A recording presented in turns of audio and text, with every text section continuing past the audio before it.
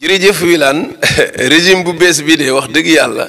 yaakaar yi ci daje moo bari dañuy ñaan yàlla bu yaakaar tas waaye jàpp naa ne première action yi nu war a njëkk a def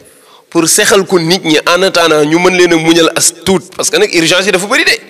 mooy premièrement na wàññi dund bi ak lu mën a xew même bu doon xaru buy leb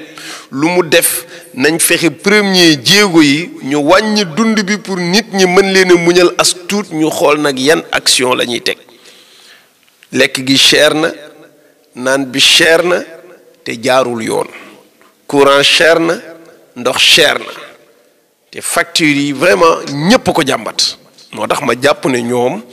première action yi ñu war a njëkk a def mooy ñu wàññil askan wi dund wi en attendant ñu noyyi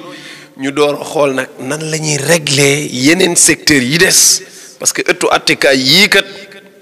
jàpp naa ne li ñu war a jóg moom ci la bokk ndax fii nu yegg si tey dara yóbbuwuñu fa lu dul utilisation justice bi régime bi doon def mooy bu soxlaa liquider adversaire am